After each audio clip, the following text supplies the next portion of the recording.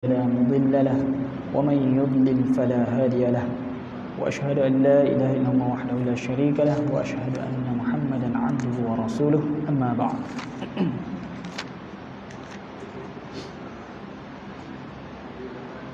Assalamualaikum warahmatullahi wabarakatuh. InsyaAllah malam ni kita akan tengok tajuk baru. Sebelum ni tajuk Al-Jahru Bit-Tabligh, dakwah secara secara terang-terangan, secara terbuka. Hari ini tajuk Al-Idha, penyiksaan, tekanan ataupun perkara yang menyakitkan yang dilakukan oleh orang-orang Quraisy terhadap orang Islam. Dalam bab ni ada 3 perkara lah. Kita akan baca yang pertama saja malam ni. Pertama sekali, dalam bab penyiksaan, tekanan orang Quraisy ni, pertama dia cerita tokoh-tokoh, individu Quraisy yang terlibat membuat tekanan, penghinaan, ejekan terhadap Islam, khususnya terhadap Nabi sallallahu alaihi wasallam. Kemudian dia cerita berkenaan dengan keislaman Hamzah. Dalam tempoh ni Hamzah masuk Islam, menyebabkan orang Quraisy makin kuat menekan, sebab dia rasa satu tekanan kepada dia dengan Islamnya Hamzah ni. Yang ketiga, dia cerita individu Islam, orang-orang Islam yang diseksa, yang ditekan. Macam cerita itulah Abu Bakar sendiri, Bilal sendiri dan sebagainya. InsyaAllah malam ni kita tengok tokoh-tokoh Quraisy yang terlibat menghina, mengejek, menekan dan juga melakukan penyiksaan terhadap orang Islam. Perkara ni rentetan daripada dakwah secara terbuka yang kita baca sebelum ni. Bila dakwah terbuka, orang Quraisy tahu, dan dakwah terbuka ni lebih mengancam, dia akan rasa lebih mengancam lah. Dakwah secara secara rahsia, senyap-senyap ni dia tak tahu. Tapi bila terbuka ni dia nampak bahaya, nampak bahayanya. Sebabnya bila dakwah terbuka, orang lebih ramai dengar. Kalau secara sembunyi-sembunyi ni, orang Nabi pergi bisik sajalah. Bila terbuka, ramai boleh dengar, anak-anak, isteri-isteri, kerabat-kerabat mereka pun boleh dengar. Tokoh-tokoh Quraisy mungkin rasa dia ni ada kedudukan, ada pengaruh, dia rasa dia boleh tepis lah Nabi Muhammad. Tapi anak beranak dia, hak jauh daripada dia, anak-anak dia sendiri, mungkin kita kata terlibat lah, terjebak masuk Islam. Dan memang berlaku dalam sejarah, ayah dia tak masuk Islam, anak dia masuk Islam. Jadi perkara-perkara inilah menyebabkan orang Quraisy meningkatkan tekanan dia. Jadi tubiklah bab ni.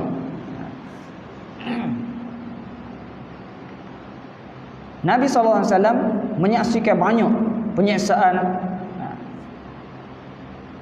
yang dilakukan, penindasan yang dilakukan oleh golongan Quraisy ni lah.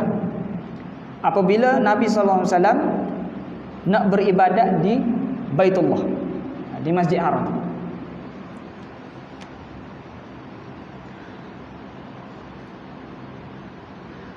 Dan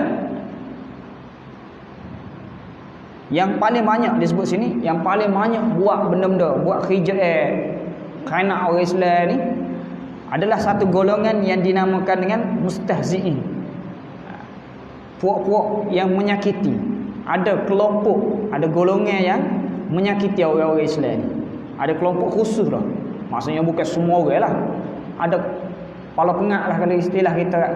Ada tokoh-tokoh, nama-nama yang tegar melawan Islam.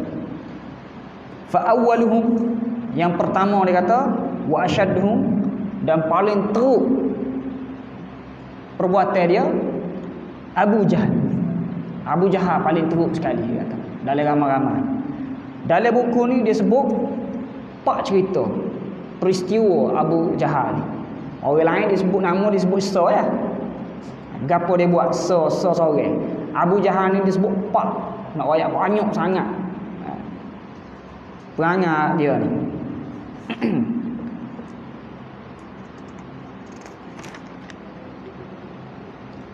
Ranking kedua baru Abu Lahab.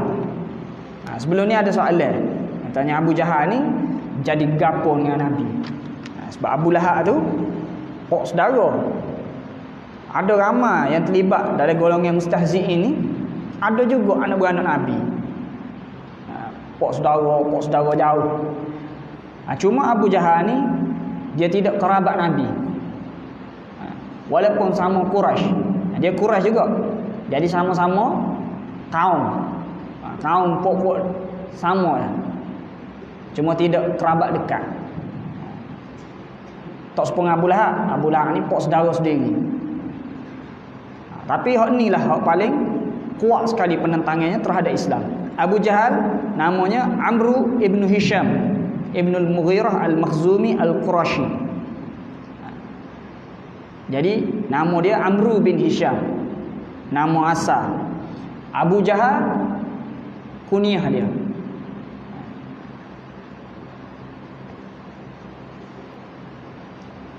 Kunyah ni pula orang Islam bui lah. Bagi orang Quraisy, Abu Jahal ni dia panggil Abu Hakam. Orang yang bijak, orang ada hikmah. Orang bijak lah pemimpin dia. Orang Islam panggil Abu Jahal. Orang jahil. Okey, cerita yang pertama. Cerita yang pertama dia kata Abu Jahal ni pada suatu hari dia sebut kepada orang-orang Quraisy. Wahai orang Quraisy, Muhammad ni telah buat sekian-sekian. Dia sebutlah Muhammad ni telah mengaibkan agama kamu. Telah menghina, mencela Tuhan-Tuhan kamu. Dan telah memperbodohkan pemikiran kamu. Hak kita sebut sebelum ni. Nabi kata tak tu mikir orang Quraisy. Bodoh mikir lagu tu. Semua berhala ni tak boleh buat apa-apa tapi dia pergi sembuh. Jadi mikir lagu mana pokok ni? Palotok lagu mana? Tu dia kata memperbodohkan pemikiran kamu. Dan juga mencela nenek moyang kamu. Kata nenek moyangmu tak tiga apa. Mu pula turut nenek moyangmu. Nenek moyangmu tak tahu. Dia turut nenek moyang dia. Jadi Abu Jahal sebut gitu. Wahai Quraisy, Muhammad ni dia buat lagu ni. Dia kata kamu, dia mencela Tuhan-Tuhanmu, dia mencela nenek moyangmu. Jadi Abu Jahal kata, aku akan letak batu atas dia, atas Nabi Muhammad ketika dia sujud semaya. Apabila Nabi Muhammad beribadat sujud, aku nak letak batu atas dia biar dia tak boleh nak bangun. Dia kata batu yang berat, batu yang tidak mampu untuk diangkat. Bila letak batu tu tak boleh nak bangun Nabi. Kemudian dia kata, kalau kamu nak sokong aku, sokong. Nak biar aku, biar. Lepas tu dia kata, ikutlah Banu Abdul Manaf nak buat gapo lepas pada tu. Kalau kita nekat lah ni, ikutlah nak jadi gapo bang, aku nak letak batu atas Muhammad kan. Falamma asbaha, apabila pagi tu, dia pun ambil lah batu seperti mana dia royak. Batu yang Muhammad tak keruk nak angkat, bawa batu besar ni. Kemudian dia tunggu Rasulullah SAW. Kemudian orang-orang Quraisy ni, moga dia ijtihad dah dia nak buat gitu. Orang Quraisy pun berkumpul nak tengok ni. Lagu mana ni? Gapo akan berlaku? Abu Jahal kata dia nak letak batu atas Nabi Muhammad. Kumpul belaka nak tengok apa yang Abu Jahal akan buat. Maka Nabi SAW pun beribadat. Nabi SAW sujud. Abu Bakar pun pekor bawa batu tu. Dia pergi dekat Nabi, menuju ke arah Nabi SAW. Lepas pada tu dia pusing semula, klik semula. Muka dia tu pucat kata. Nampak kejut, nampak takut. Dan dia lempar batu. Tak jadi letak atas Nabi.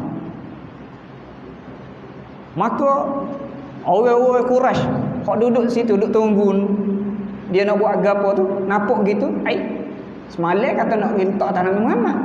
Hari ni tak diletak, pusing semula, tak jadi. Jadi dia kata, malaka ya Abul Hakam. Bapa ni, Abu Hakam, bapa. Sebab semalam murayat dah nak buat sikit-sikit, tiba-tiba tak buat. Jadi Abu Jahal apa kata? Aku nak buat dah, dia kata. Tapi bila aku dekat dengan Nabi Muhammad, dia kata, aku nampak unta jatuh. Tak pernah aku nampak seumpamanya. Maksudnya nampak backing lah, besar backing. Tak pernah aku nampak unta seperti tu. Dia kata, nak unta tu pula hamma bi an yakulani. Nak terkal, nak makan aku, dia kata. Jadi tak berani dia, pusing semula. Dia nampak unta, orang lain tak nampak. Sebab tu orang lain pelik. Apa pusing semula ni? Apa tak jadi tak batu ni? Dia nampak muka tu. Jadi dia kata nampak unta besar, dan unta tu nak makan dia. Hamma ni nak lah. Nampak nak terkar dia. Seperti mana dalam surah Yusuf lah. Nak Zulaikha nak pada Yusuf. Ayat tu.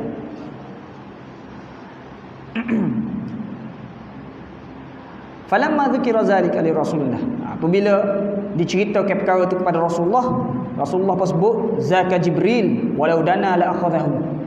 Itulah Jibril, Nabi kata. Yang berupa lagu tu. Itu Jibril, Nabi kata. Kalau dia mai dekat, Jibril akan ambil dia. Jibril akan buatlah apa dia. Dia sebut sini cerita ni ada asal dia. Dalam Sahih Muslim memang ada cerita berkenaan dengan Abu Jahal nak letak batu atas Nabi tapi tak jadi. Cuma dalam riwayat Muslim tu dia sebut Abu Jahal nampak muka lain. Dia nampak parit ada api dalam tu. Khandak minna, parit daripada api. Maksudnya nak pergi Muhammad tak boleh. Ada lubang, ada api dalam tu. Tak boleh nak pergi. Artinya pusing semula tu. Dalam Muslim sebut gitu. Jadi ada asal lah, ada asal cerita ni berkenaan dengan Abu Jahal nak letak batu atas Nabi tapi tak jadi. Sama ada sebab khandak, sebab parit tadi ataupun sebab ada nampak unta. Itu peristiwa yang pertama. Peristiwa yang kedua,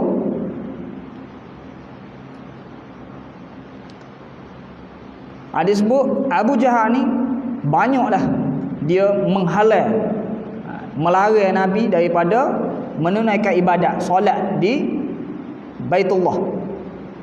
Ada sekali dia sebut kepada Nabi, apabila dia nampak Nabi pergi semaya juga. Dia pun ayat alam anhaka an haza, bukankah aku dulu telah larang daripada buat ibadat sini? Tidak, aku tak boleh dah maya sini. Apa yang main maya juga ni? Ada sekali dia jawab gitu. Fa'aghladha lahu Rasulullah. Nabi SAW tanya ni jawab semula. Nabi marah semula dia.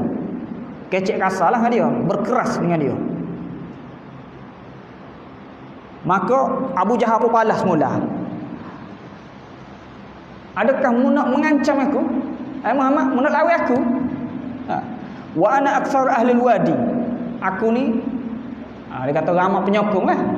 Di lembah ni, wadi ni lembah di lembah ni aku paling ramai penyokong. Aku ketua, aku kepala sini. Mu nak lawan aku ke? Bila Nabi SAW marah mula dia tu. Dia pun sebut, maka Allah Ta'ala pun menurunkan surah Al-Alaq. Kalla la illam yantahi la nafsfa'an bin nasiyah nasiyatin kadhibatin khati'ah falyad'u nadiyah sanad'u az-zabaniyah kalla la tuti'hu wasjud waqtarib. Jadi turun ayat ni.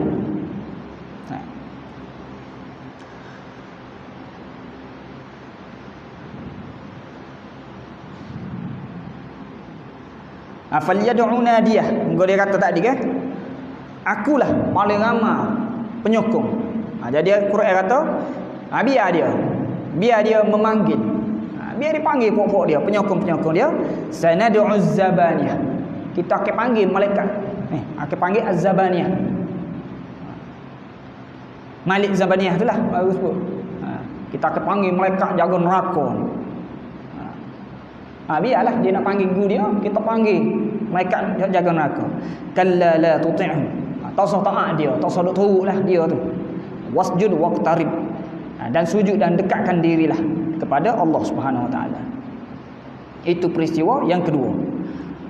Peristiwa yang ketiga, Abu Jahal lagi. Di antara perkara yang menyakitkan Rasulullah yang dia buat juga ialah apa yang diceritakan oleh Abdullah ibn Mas'ud daripada riwayat Al-Bukhari. Dia berkata,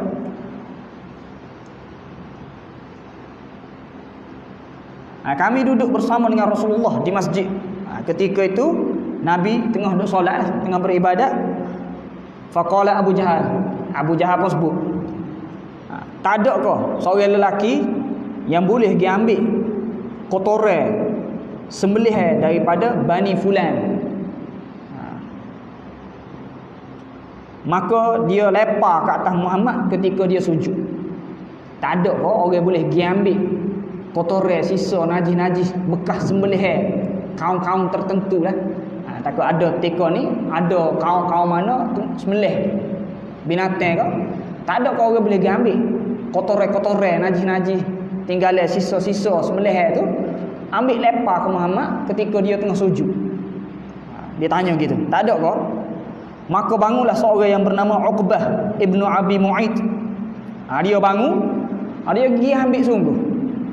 Dia pun buat marilah kotoran bekas sembelih ni. Kita kat perut-perut bagi-bagi dalil lah, orang tak makan ni. Kita makan belakang. Arab tak makan lah. Perut-perut bagi-bagi dalil orang tak boleh nak makan tu. Dan najis-najis dalam tu ke apa tu, dia bawa dan dia pergi letak atas Nabi ketika Nabi sujud. Dia sebut sini, tak ada seorang pun orang Islam mampu untuk mempertahankan Nabi masa tu kerana lemahnya mereka. Kalau nak lawan pun tak jadi juga. Jadi hanya mampu melihatlah. Pasal orang Quraisy mungkin ramai ke, orang-orang nelai, orang-orang debel dia ada masa tu ke. Kalau lawan apa tak boleh, terpaksa tengok saja. Tak ada orang boleh lawan. Jadi dia pun berjaya lah.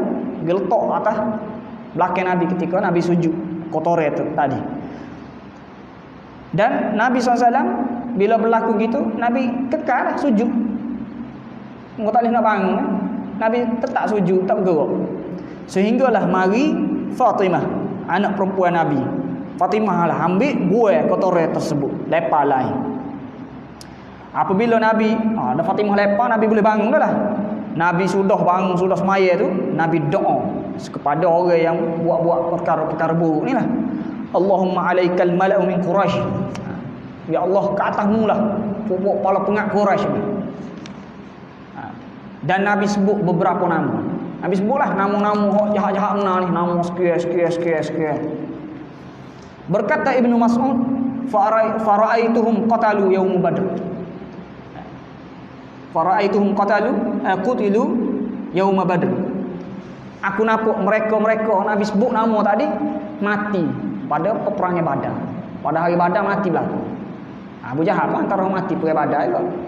Jadi Ibnu Mas'ud sebut nama Nabi doa pada tu memang aku tengok mati dalam peperangan Badar.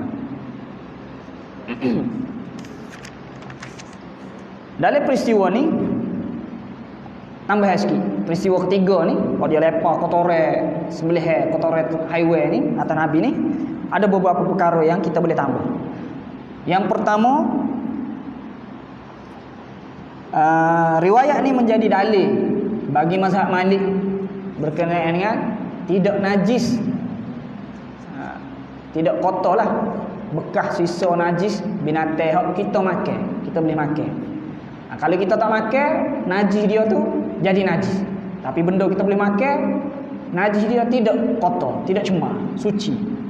Jadi bagi mazhab ni, Malik ni, hujah dia ni. Dia kata kalau benda tu najis cemar, Nabi tak mayat lah, batal lah mayat. Tapi dalam cerita ni, lepas pada Fatimah akak buah tu, Nabi sudah mayat dan Nabi doa kat atas kaum Quraisy tadi. Ini hujah dia. Mazhab Syafi'i najis tu ada hujah dia juga. Masing-masing ada hujah. Cuma kita nak ayat ni lah hujah dia. Jadi tak pelik kalau kita pergi tempat-tempat tertentu memang dia pergi gitu. Kalau baju ni ada tai umbu, nyemaya juga pokok dia. Atau chair tu. mazhab lain. Pada pandangan mereka, najis kok boleh makan ni tidak dianggap cemar, boleh sembahyang. Tarik angin lekat baju dia, tak boleh sembahyang. Tarik lembu itu boleh makan. Tarik lembu tidak dianggap najis. Ada pandangan tersebut.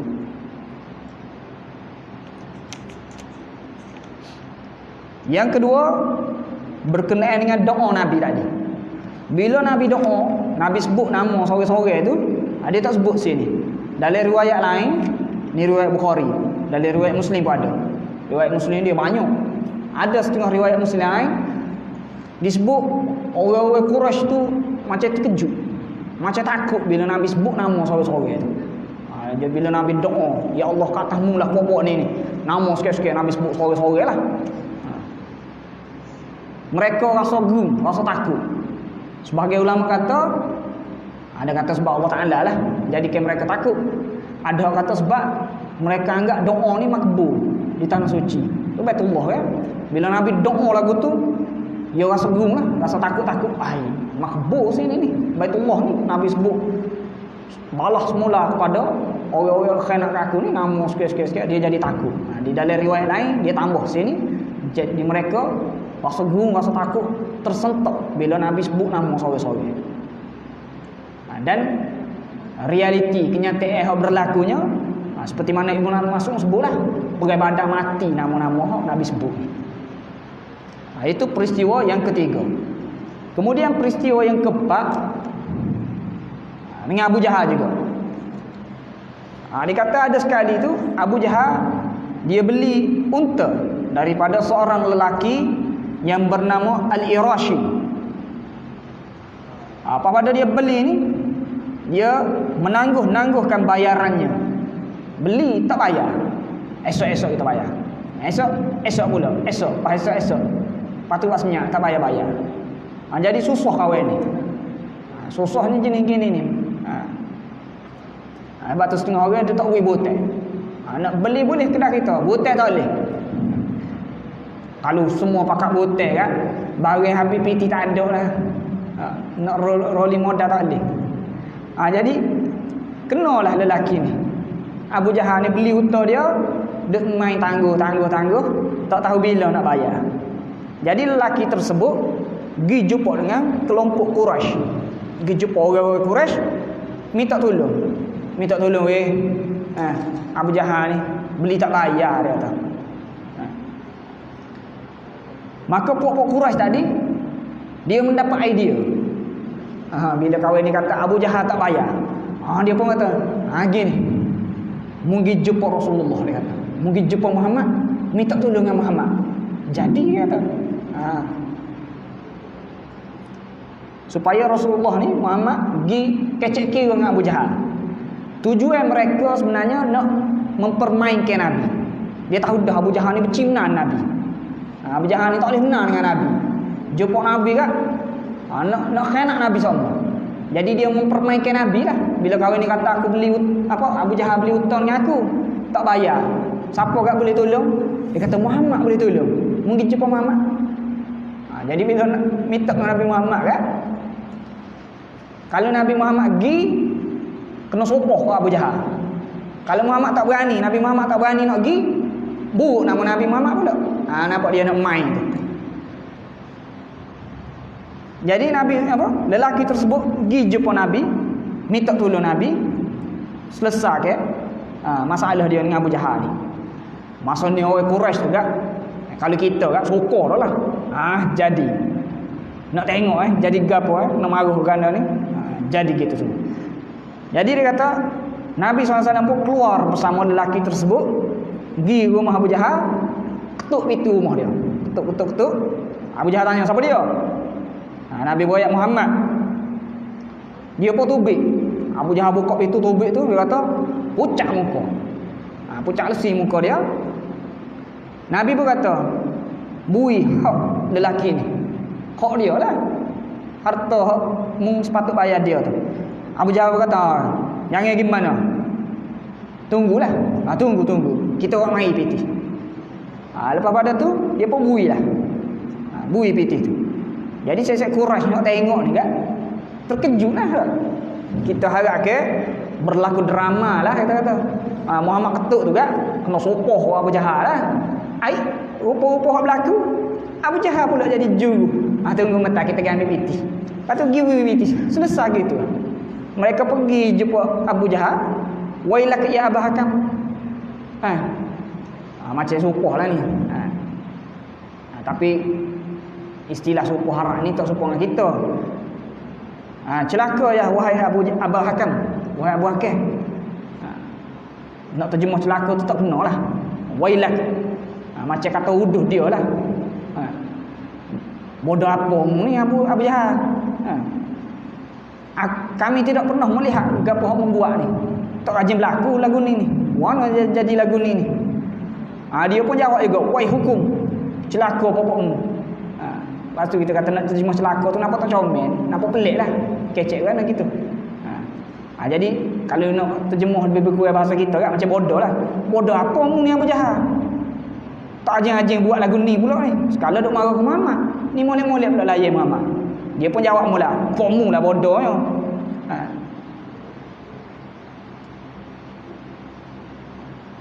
Dia kata, dia ketuk-ketuk pintu aku tu, aku dengar suara dia kata. Satu suara yang menakutkan aku. Bila aku tubik dia kata, nampak atas kepala aku ni uta juga, uta jantan yang tak pernah aku tengok. Nampak ganah lah. Kalau aku tak bui pitih tu kan, nyotokai aku lah dia kata. Tu, dia jawab lagu tu.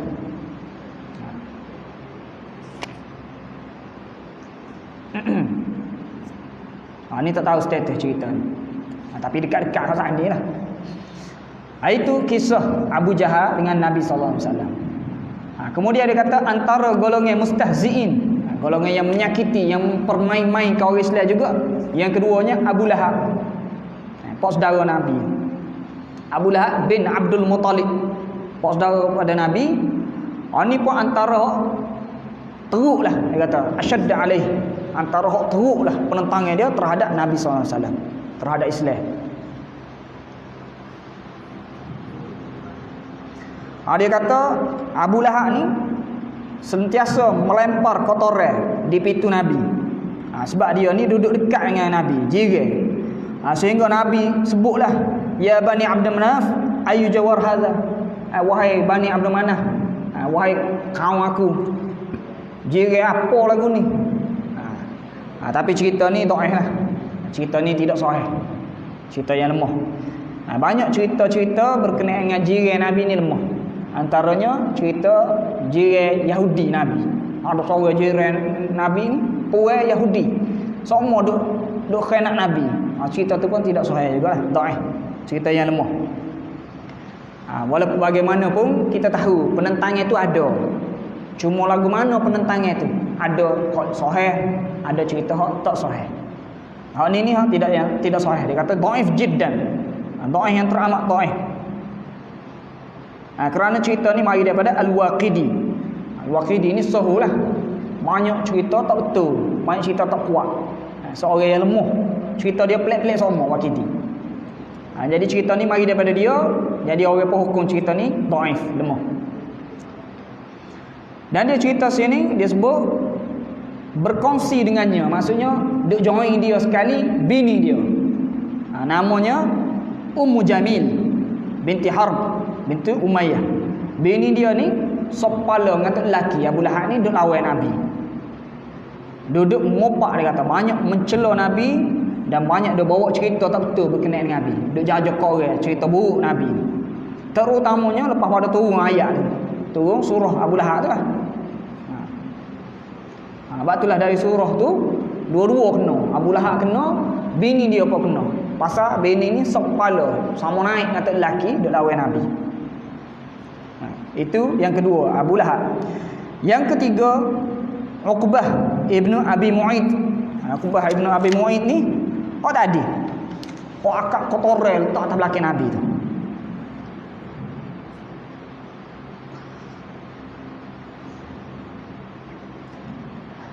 Cerita dia panjang. Peristiwa yang pertama, cerita yang panjang sikit. Kita ringkaskan. Sebab cerita ni pun dhaif juga. Dia sebut sini. Bawah ni dia sebut dhaif. Ada dua orang yang ditohmah menipu. Dua orang perawi yang orang kata perawi ni tak dipakai, menipu. Ditohmah sebagai penipu. Tapi cerita dia tu panjang, kita pendek. Ceritanya dia kata dia ni telah memukul Nabi lah. Ada sekali tu dia buat makan. Jadi Nabi jadi tetamu dia. Orang Arab ni tetamu ni kena muliakan. Jadi Nabi kata aku tak makan kecuali mu kena akui lah, kena beriman. Jadi dia pun beriman disebabkan malu tetamu dia. Bila berlaku gitu,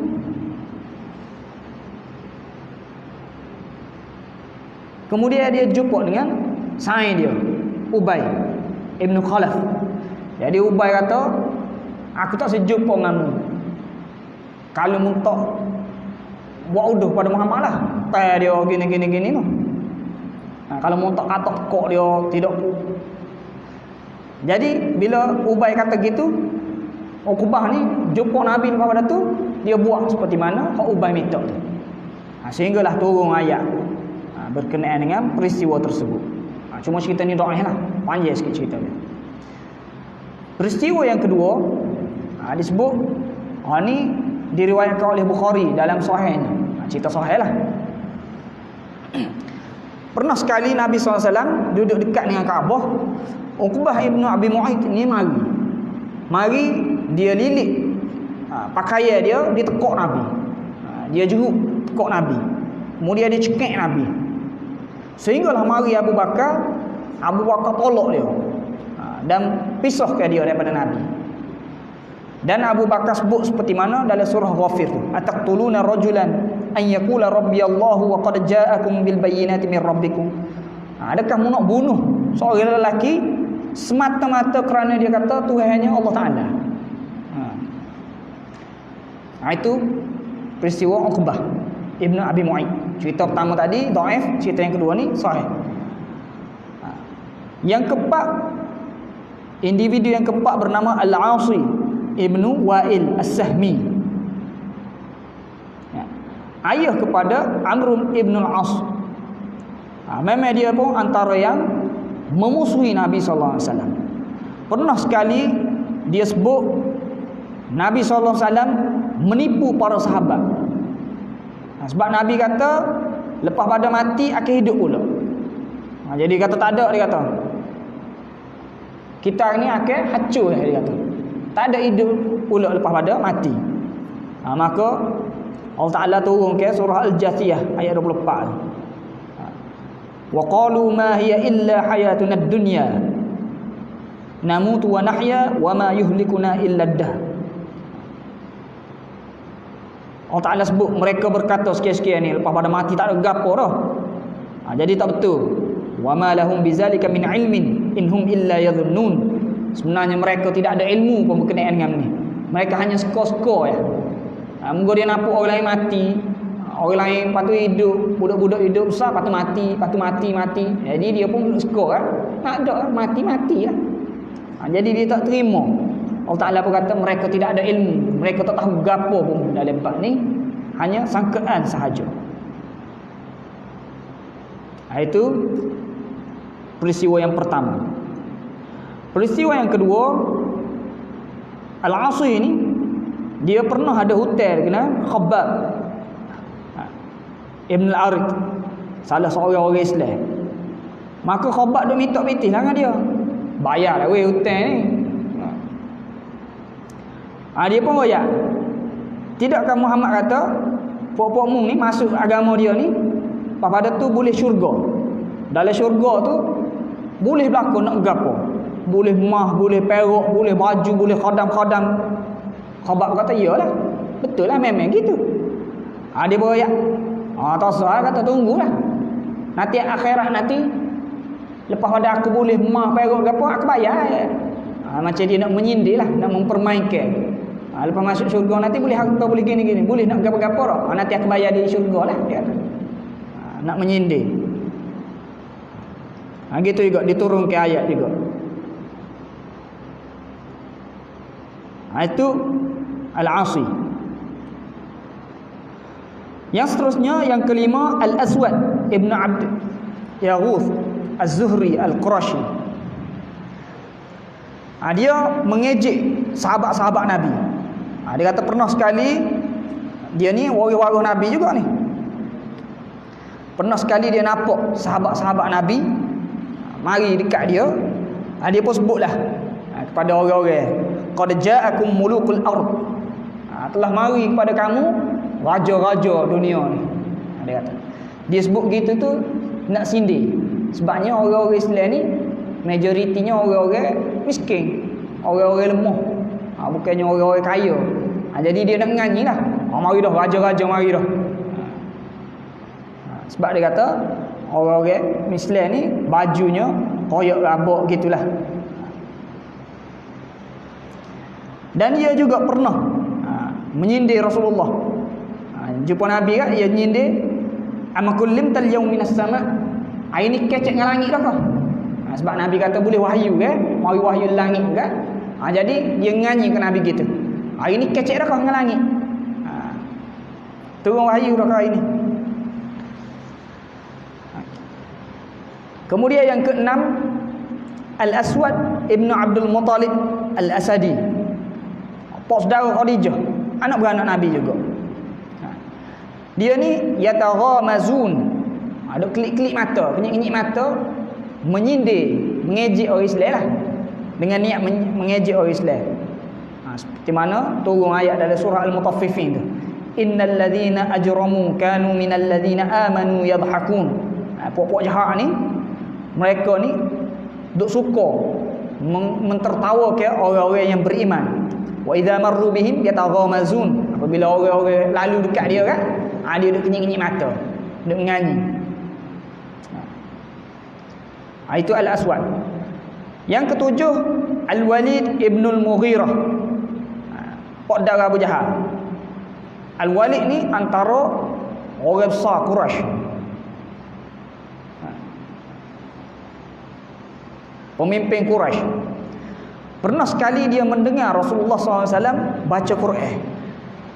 Dia dengar ayat Quran tu kan, dia pun sebutlah kepada kaum dia, Bani Makhzum.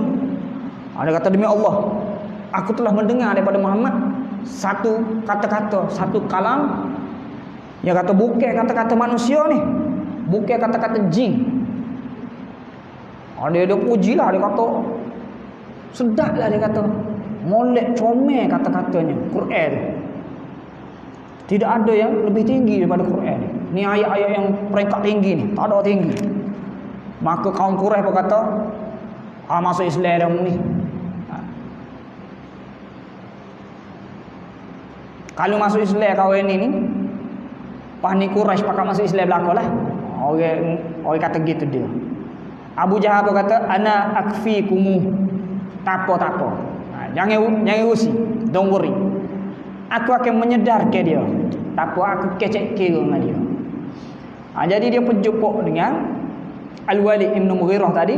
Dia pun kecek lah perkara-perkara yang membangkitkan semangat dia semula.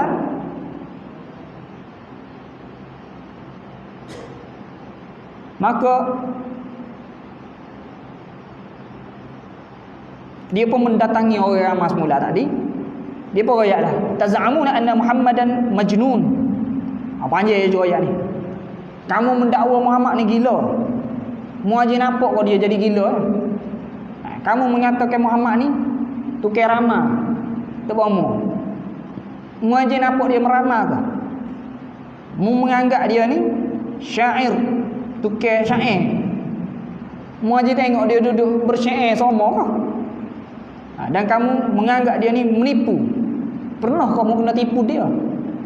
Jadi orang ramai tersebut lah kata, tak pernah. Jadi orang ramai kata Muhammad ni tak pernah gila. Tidak pernah jadi tukar ramai. Tidak pernah duduk syair sama. Tak rajin bersyair pun. Tiba-tiba mari dengan ayat-ayat Quran. Dan tidak pernah menipu. Pak orang tanya dia semula, "Pak lagu mana ni? Gapo nama sebenarnya Muhammad ni?" Dia pun mikir mentah, dia kata bukan ni sahir, dia kata. Tukar sihir ni. Muhammad ni tukar sihir. Al-Walid tu sendiri kayak gitu.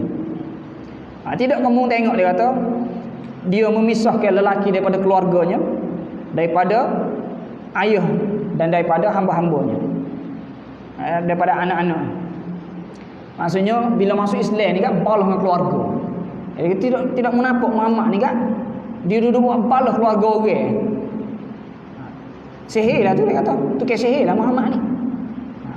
Sehingga turun apa? Bila dia sebut lagu tu, sukalah dia kata. Sukalah kaumnya ni. Orang-orang ramai, orang Quraisy ni kan sukalah. Sehingga bergema dia kata, suka sangat, sorok. Maka turunlah ayat surah Al-Mudaththir. Thumma nazar summa abasa wa basar thumma adbar wastakbar faqala in hadha illa sahrun yu'thar. Dia berpaling agah dan dia kata ini semua sihir.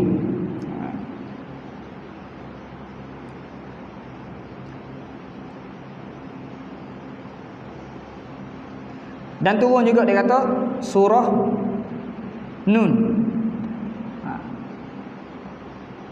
Jangan kamu taat kepada wala tuti'i kull halaf, banyak bersumpah ni, mahin yang hina, hamazim mencela, masya'in binamim duk bawa cerita-cerita tak betul, manna'il khair mu'tadin athim, duk lawan benda-benda baik, duk buat benda-benda buruk dan jahat.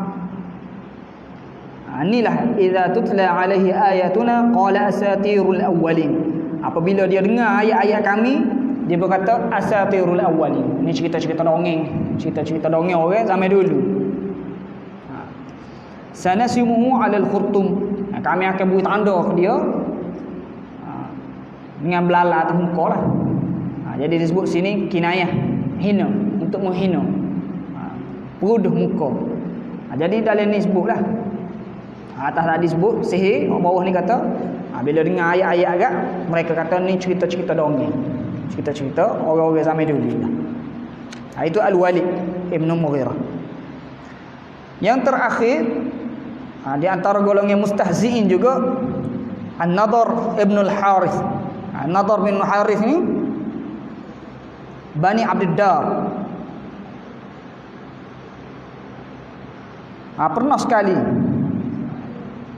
An-Nadhr berkata, wahai orang-orang Quraisy, aku lebih sedap cerita lagi daripada dia. Dia kata tak selalu dengarlah Nabi Muhammad duk berdakwah tu. Mari dengar aku cerita banyak cerita lagi, cerita-cerita sedap lagi. Maka dia pun ceritalah berkenaan dengan raja-raja Parsi. Dan dia kata cerita-cerita Muhammad tu hanyalah cerita-cerita dongeng orang-orang terdahulu, asatirul awwalin juga. Maka turun surah Luqman berkenaan dengan dia ni. Wa minan nasi may yashtari lahwal hadith liyudilla an sabilillah. Ada dalam kalangan manusia ni duduk jual cerita-cerita tak betul lah, cakap-cakap kosong untuk menyesatkan orang daripada jalan Allah Ta'ala. Dan semua puak-puak tadi ni mustahzi'in ni disebut kullu haula intaqamallahu minhum kama qala ta'ala. Semua mereka ni akan mendapat azab Allah Ta'ala. Semua ni akan dapat balasan terhadap apa yang mereka buat pada Nabi SAW dan dakwah Islam. Seperti mana Allah Ta'ala sebut di dalam surah Al-Hijr, inna kafainakal mustahzi'in.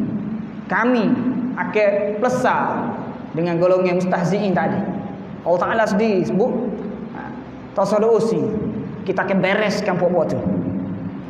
Alladzina yaj'aluna ma'allahi ilahan akhar, yang menjadikan bersama Allah Ta'ala Tuhan-Tuhan yang lain. Fasawfa ya'lamun, mereka akan mengetahui. Puak-puak ni dia akan tahu lepas pada ni. Maksudnya dia akan tahu akibat-akibat dia. Macam kita kecek lah, mu akan tahu lepas pada ni. Nak balas kita kan, mu kenal apa ni, mu kenal tu lah. Maksudnya lepas pada ni mereka akan tahu, mereka kena azab Allah Ta'ala. Dan jelas dia kata Allah Ta'ala melaksanakan janji buruk dia tu. Dia telah menjanji buruk kepada puak-puak mustahzi ini, dan memang betul Allah Ta'ala melaksanakannya, dia kata. Kerana ayat tadi tu ayat Makkiyah. Ayat awal-awal tu. Lepas pada tu memang berlaku kehancuran terhadap golongan-golongan tadi selepas daripada hijrah. Antara mereka ada yang terbunuh seperti Abu Jahal dan juga An-Nadhr ibn al-Harith. Hak jahat-jahat ni ada hak mati terbunuh lepas pada tu. Abu Jahal mati perang Badar lepas pada hijrah. Ayat ni ayat Makki.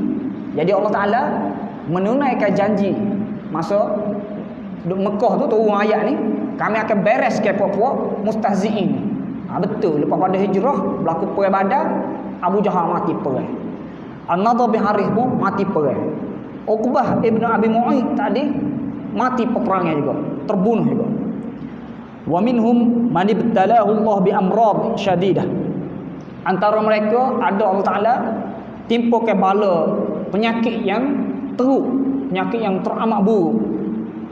Fahalaka, maka hancur, musnahlah mereka, mati mereka, seperti Abu Lahab, Wal As ibn Wa'il dan juga Al-Walid ibn Mughirah. Jadi betul janji Allah Taala dalam ayat tadi, betul-betul Allah Taala laksanakan lepas pada tu. Ada orang mati perang dibunuh, ada orang mati nyakit ni. Abu Lahab juga mati sore.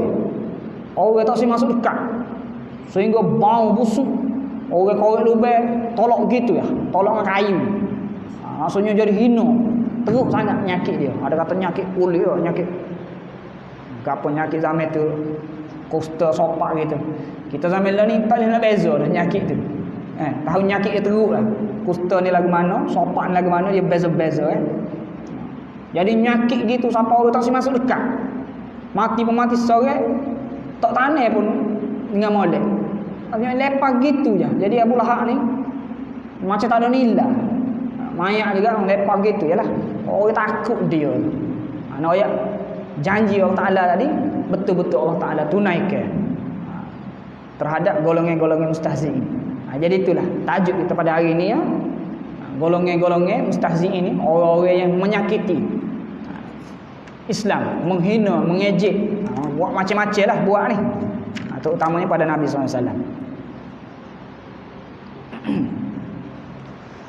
Kemudian kita masuk sikit berkenaan dengan bab Islam Hamzah sebab ia pendek ada masuk sikit lagi ni.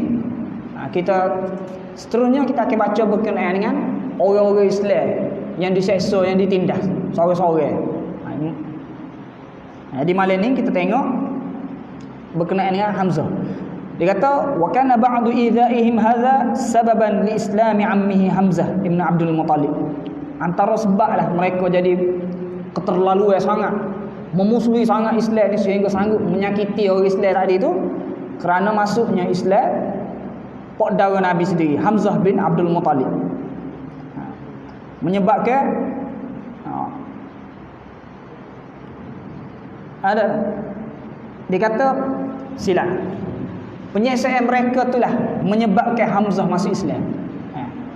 Disebabkan orang Quraisy menekan Islam sangat ni, Hamzah pak saudara Nabi tidak boleh terima lah kata. Sehingga mendorong dia masuk Islam. Tak boleh terima sikap apa yang mereka buat. Sebab orang Arab Quraisy ni orang yang ternama, tiba-tiba buat begini ni macam Allah, macam orang-orang biasa, macam orang Badui, orang-orang bodoh pula buat. Jadi hilang nama baik. Mendorong Hamzah memeluk Islam. Jadi bila Hamzah masuk Islam ni, dia kata bui orang Islam ni jadi dapat satu kekuatan. Sebabnya Hamzah ni orang yang ternama juga. Sehingga dia sebut Hamzah pernah berkata, "Kaifa tasubbu Muhammadan wa ana ala dinihi?" Macam mana kamu boleh mencela Muhammad sedangkan aku di atas agama ni? Mengatakan Muhammad, aku ikut dia, aku ni pengikut dia, berani mengkata dia salah gitu. Jadi Hamzah ni memberi satu kekuatan dan perlindungan kepada orang Islam sehingga dia ni digelar dengan Asadullah, singa Allah. Gelar dia. Kerana dia mempertahankan agama. Cuma Hamzah ni mati awal tu dalam peperangan. Tidak seperti sahabat-sahabat lain, ada dia banyak peperangan, banyak menyumbang lah kata Hamzah ni antara meninggal awal lagi. kita akan jumpa lepas pada ni peristiwa kematian Hamzah.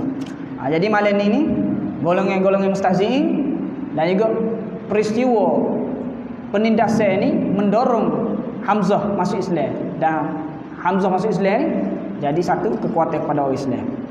InsyaAllah minggu seterusnya 2 minggu lagi kita masuk contoh-contoh penyiksaan, penindasan yang dilakukan terhadap orang-orang Islam.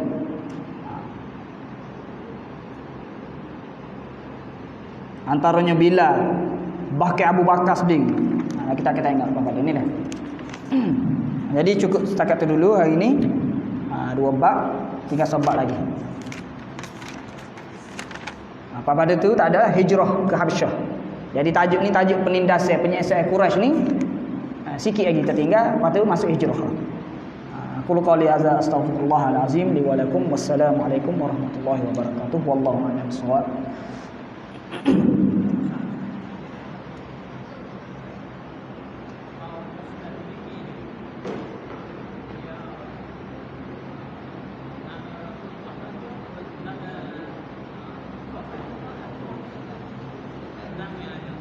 Mekah.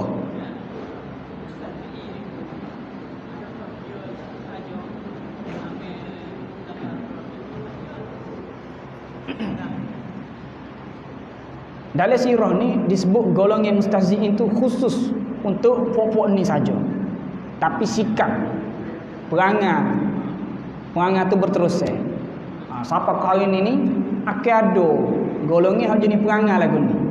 Cuma dalam sirah ni hak dia sebut dia gelar sebagai mustahzi'in tu khusus untuk hak di Mekah tu. Gitu. Cuma tidak nafi memang ada sentiasa berterusan lah pada hari ni. Jadi boleh juga kita nak panggil puak-puak tu sebagai mustahzi'in. Seperti mana istilah jahiliah lah. Jahiliah ni harus sebelum Islam. Tapi dah lepas pada Islam pun tak ikut Islam, orang panggil juga. Ni tu perangai jahiliah. Jadi jahiliah tu khusus masa tu. Tapi benda tular tu masih berlaku lepas pada tu boleh panggil juga. Wallahu a'lam.